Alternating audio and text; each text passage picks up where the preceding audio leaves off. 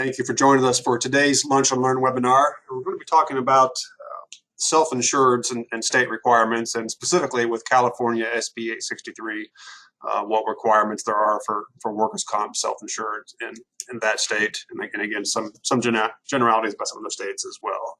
There's pictures of the host today. Again, my name is Tony King. We're joined by Enoch Stearns via the web. Are you there, Enoch? Hey, Tony, I am here. Hello to everyone else. Thanks for joining us as always, Enoch, and also joined in the office here today by Michelle Bradley, one of our credentialed actuaries here at Sigma. Welcome, Michelle. Thank you. Thanks for being here, everyone. And just a couple of housekeeping items. As always, we encourage questions. You can submit questions using the chat feature of the GoToMeeting bar off to the side or top on your screen, or you can also just email us at support@sigmaactuary.com. We'll keep an eye on that, and if we can, we'll address your question live here during the session. If not, we will always respond to you with a more detailed answer after the session. So please send in any questions that you have, and certainly welcome them. With that, I'll get us kind of started. It's an overview we're going to be progressing through today. We'll start off with just kind of a contextual review of security and collateral with state regulators. We'll get into some specifics with just the process for California, again with SB-863, get into a little bit more details of some of the submission details for California for the actuarial report, and then we'll wrap it up at the end with questions. So just to kind of get us started and with the review of it, obviously California is a state that requires actuarial analyses for self-insureds, but Michelle, are there other states that require these reports, or is it just a California thing? Yeah, so we're going to focus on California today, but recently we've done similar work for Iowa, Tennessee, Florida, New York, Alabama, New Hampshire, and there's even others that have requirements. And as we work through today, it's important to know that the actuarial requirement is often just one component of the full requirement. So we're going to focus on actuarial requirements and how those work with the overall requirements. But some of the states require the focus of the actuarial work to be primarily on what the reserves for the self-insured liabilities are. But there are a couple of states that maybe have additional requirements, like requiring an actuary to comment on the retention level or something in a different vein. Perfect, thank you. So if all these states have these requirements, what's the purpose of the requirement? What are they getting after? I think the easiest way to think about it is that it's parallel to what your collateral requirements would look like if you have a large deductible program. So because the states are responsible for regulating the self-insureds in the state, they are requiring actuarial support to determine what security or financial mechanisms need to be in place to basically ensure that the payments for those retained losses will be able to be met in the future. Yeah, exactly, Michelle. And I just wanted to quickly add on, just to reiterate what you're saying, that ultimately it's a form of protection, of making sure that the self-insured entities within a state are not at risk of underfunding their retained liabilities. The regulators, in my mind, essentially want some form of actuarial foundation to confirm proper funding. Perfect. Thank you both. There'll be an actual report that's put together then for these self-insureds. How do those amounts affect how the self-insureds are required to fund their liabilities then? Right, and the answer to that question is it varies by state. Some states have very specific forms and templates, which I think Enoch and Tony will talk about in a little bit, but the required reserve number from an actuarial report is in general the number that would be required for collateral, but there are variations on that. Some states might require that additional confidence levels or higher confidence levels be shown. And so at the end of the day, the exact number that needs to be booked and even how that number needs to be booked is going to be determined by the state that you're in. And then finally, how do I find the information needed for each state if I've got a self-insured in in New Hampshire, how do I find that information? Well, normally what we see is really two different things. Some states will issue a letter to the client that outlines exactly what the state requires at that point in time, because they may not have annual requirements for the self-insured. If you get a letter or a document, it's normally very clear about what the requirements are or how to get the additional information. If you don't get a letter and it's something you just know you have to do every single year, what we do here is pretty much monitor the state regulators' website or other information, notices that they put out that outline what the actual requirements are for that state. If there's been any changes, they normally highlight that. So that's normally the resource that we look at. I would just add one thing. If you think about the NAIC requirements for insurance companies, commissioners across the United States for insurance companies, those are all consistent across states when someone compiles or does a yellow book. But for self-insured requirements, every single state varies from what we've seen and what they actually require for this particular issue. Yeah, and I just wanted to add on to that, Michelle. When in doubt, whether you're having trouble finding documents or you think you might have gaps in your knowledge, I would just say be sure to be in contact with the regulator to verify that you have all the pertinent information. And on top of that, you should provide any relevant communication or any extra documents you might have to your actuary to make sure that all third parties or all parties are on the same page. And just ensuring that any necessary changes to the report or to the what's submitted is made on the front end of the timeline, which hopefully will prevent a lot of potential headaches later on. We did get a question about what the confidence level for California is, and we will cover that as we work through the next section.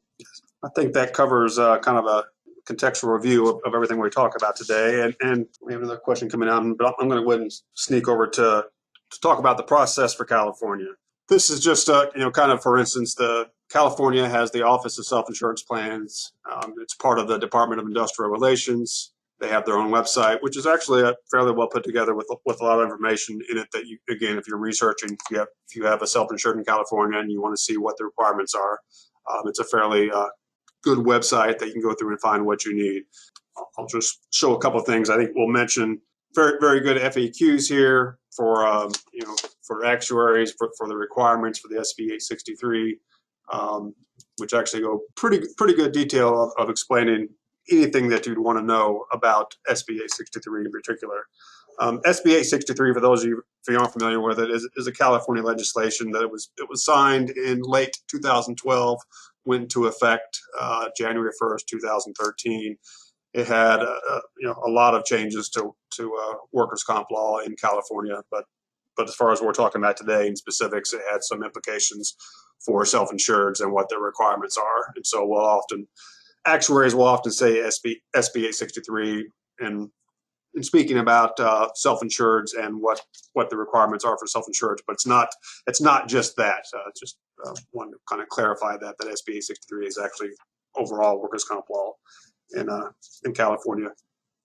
Other thing I wanted to show here is, and I'll be talking a little bit about the process. As Michelle said, if you're already self-insured, you're probably going to get something from the state helping you know what your requirements are. But there's actually a pretty good overview of self-insurance on the OSIP website that talks about how many members they have and what the requirements for being self-insured are. So if you're in a different sort of plan right now, but you're thinking about becoming a self-insured, this goes through a very, very detailed look of the application process. I'm not going to walk you through it today, but I just wanted you to know that it is there.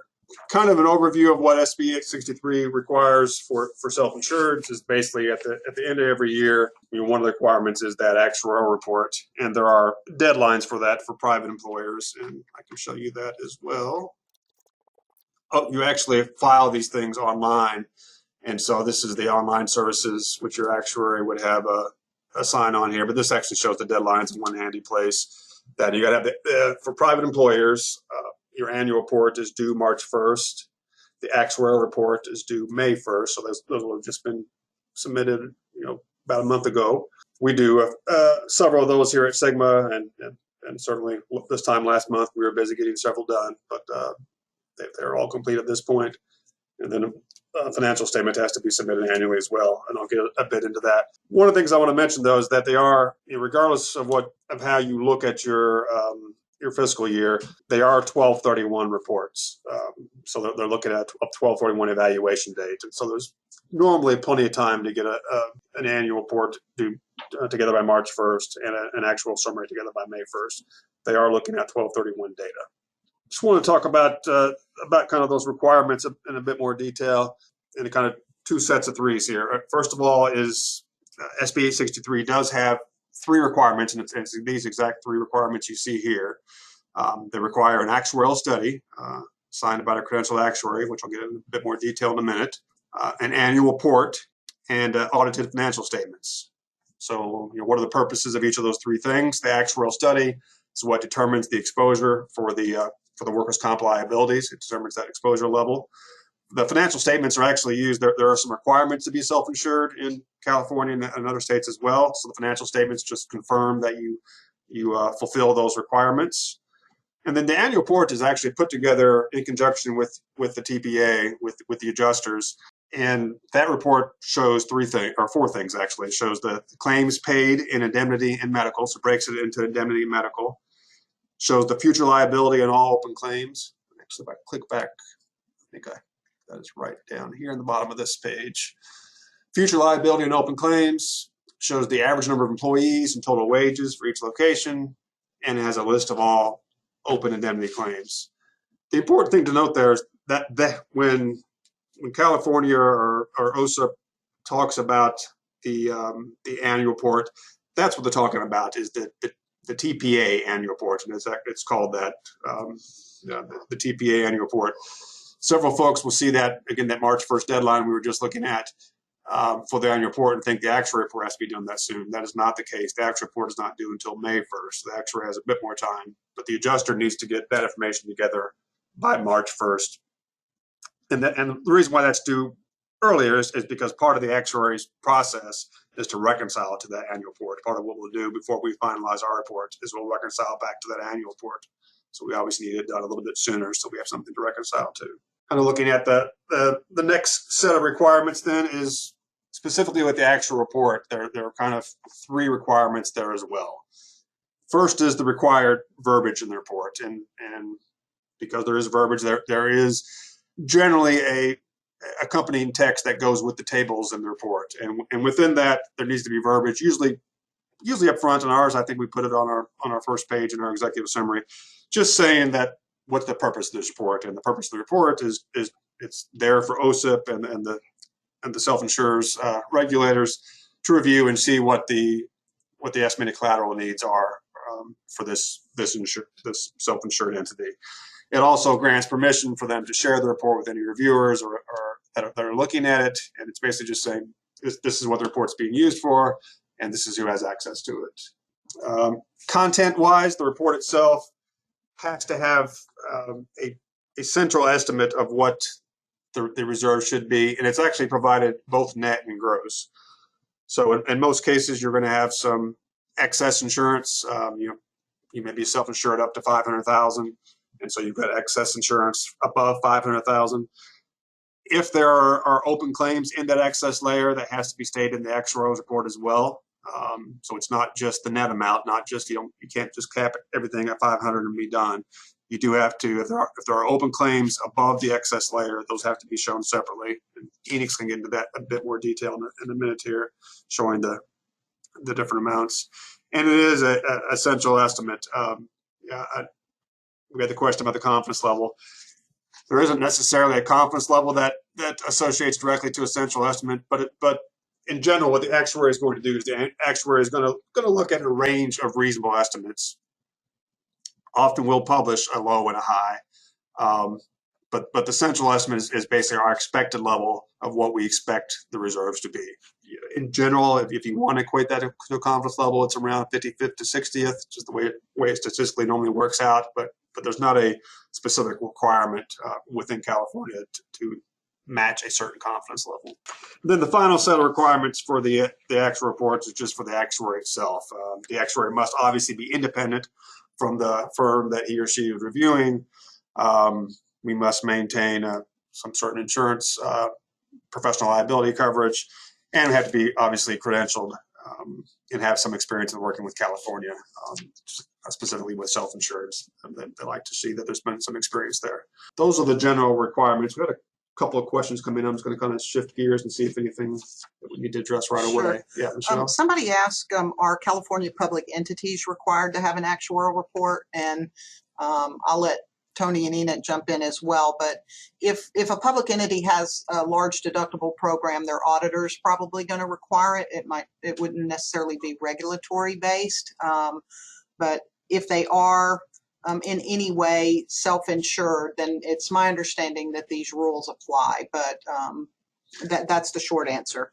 And one of the things I saw on this page, I've actually got up right now, is when the OSIP talks about who all their entities that they govern, they show their private employers and their public employers. And it actually says on their website here that they have 400 individual public sector employers that are under them. So I think it kind of supports what Michelle said, that whether they're private or public, if they are self-insured, they have to meet these requirements. Another question, just as an administrative before we transition, is someone wanted to know if there's an easy place to find all the requirements by state. I think that there may be a couple of resources out there that give a very, very high level summary of what each state does, but generally from our end, we investigate the state directly when somebody has a question or concern about doing a filing in that state. I would agree with that completely. There are some good blogs out there, or things that you may find that'll have kind of a quick introductory overview of what a particular state does. But if you really want to get into the details, yeah, you have to get to the state website. And part of that is just because legislation changes, and so if you're looking at an article from a year ago, it may not be current for what the current requirements are. We had one more question there about how long does it take to get an application approved. I'm just going to kind of mention it does show the requirements here on the website. I haven't personally been involved with anybody that was going through the application process. The ones that I reviewed have already been approved. It does take some time, though. It's definitely a very thorough process of being vetted. I'm guessing it's a few months, and it definitely references here about a 100-day period of application. So I think I'm going to say 6 to 9 months to get it approved and meet all the requirements for California specifically. Other states are roughly the same. Again, I've not been through the application process myself, so that's not from experience, but that seems to be what they're estimating. I'm going to shift over to Enoch, and Enoch's going to walk us through a few of the submission details for California. Enoch, do you mind covering that for us? Yeah, I'd be happy to, Tony. Thank you. The online SB-863 submission form for California requires 7 inputs, which are separated into 3 different sections: net liabilities, ceded liabilities, and gross liabilities. For every self-insured entity, these numbers must be entered and certified by a credentialed actuary, which is selected in advance of filling out the form. And in fact, actuaries are actually linked to their respective companies within the California system.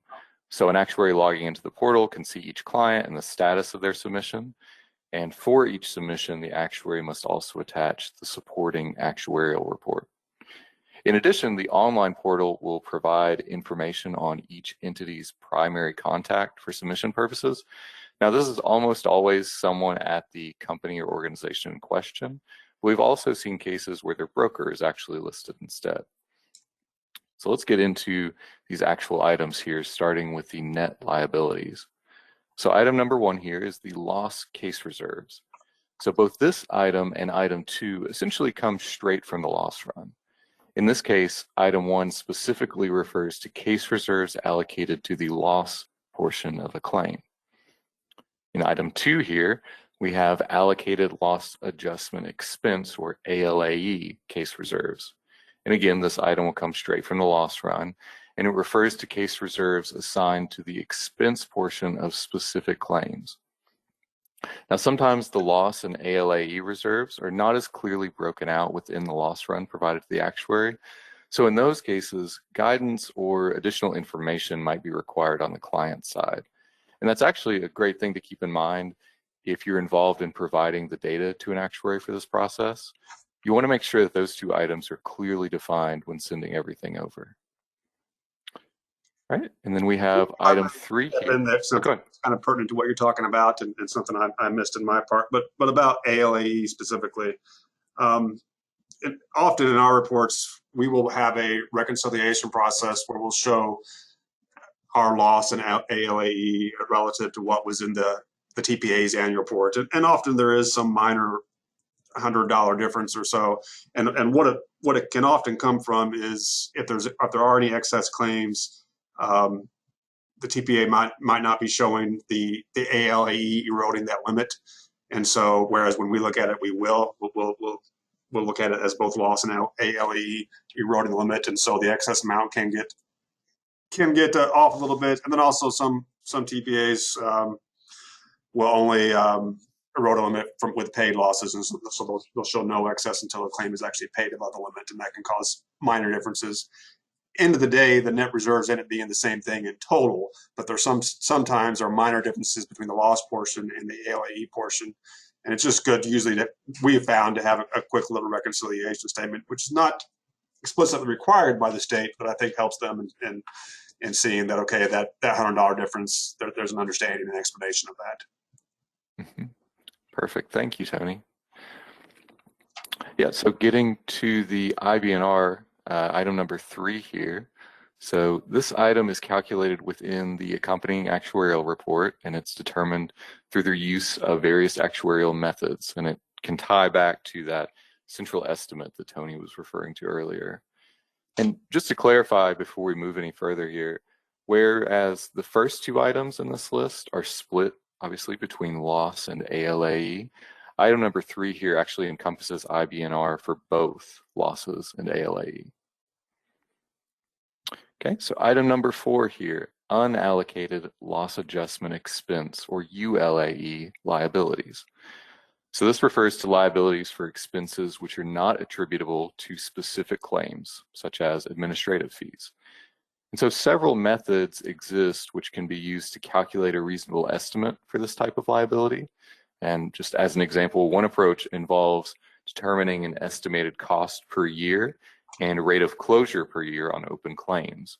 And once those items are established, the actuary can then calculate an estimate of the total cost over the lifetime of the entity's current open claims.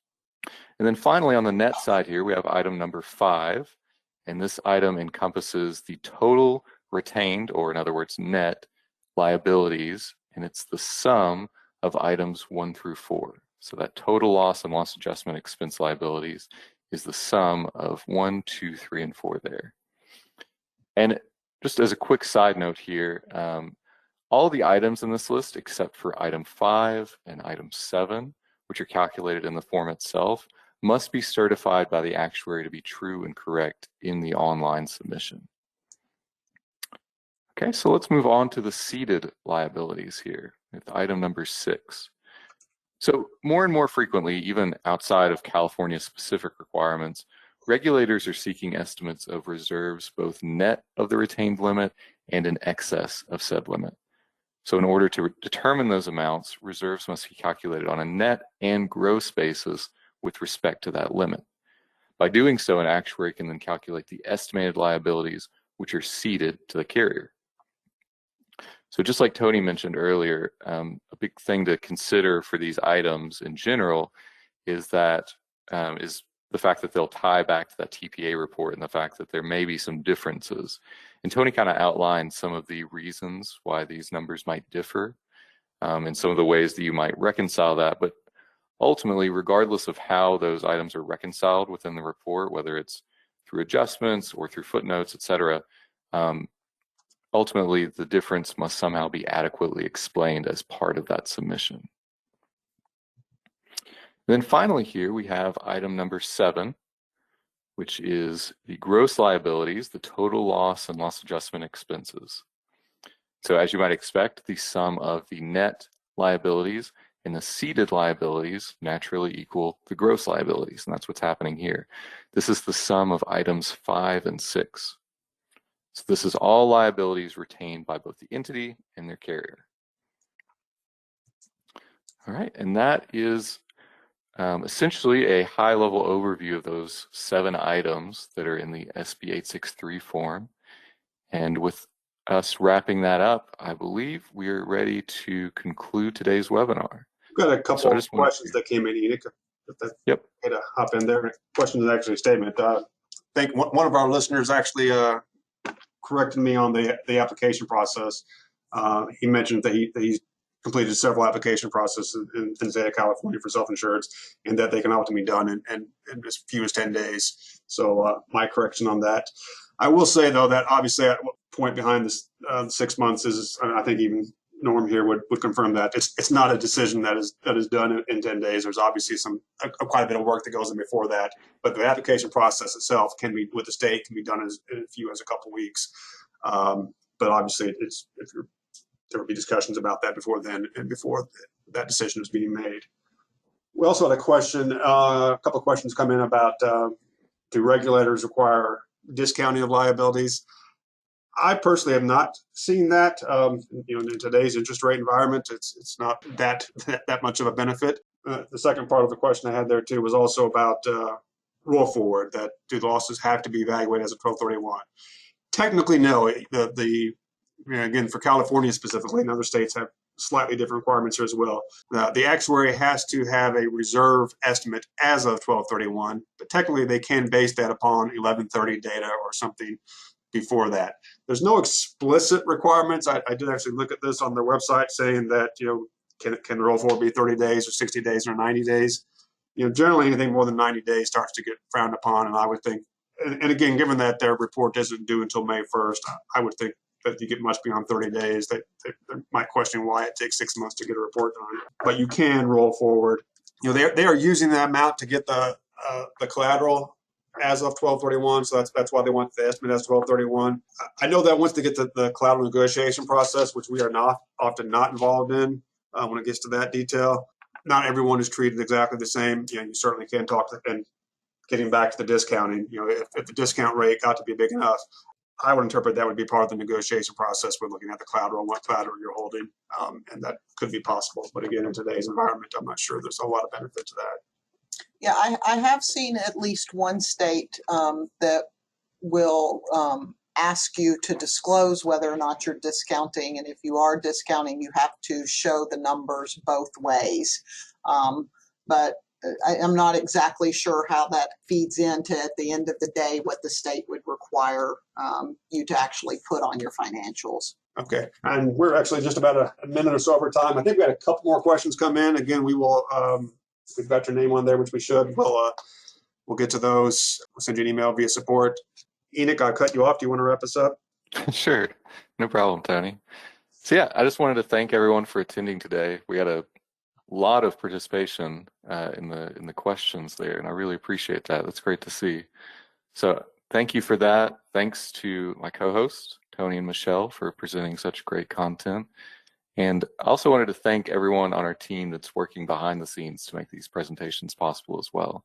If you do have any questions, or if you want to discuss any specific topics that are impacting you, just like Tony said, you can reach out to us at the email that's shown on your screen right now. That's support@sigmaactuary.com. And if you can reach out to us, we'd be happy to set up a time to talk. So if we don't speak sooner, we look forward to seeing everyone again at the next Lunch and Learn, which I believe should be in late July. And until then, stay safe, everyone, and have a great rest of your day. Thanks.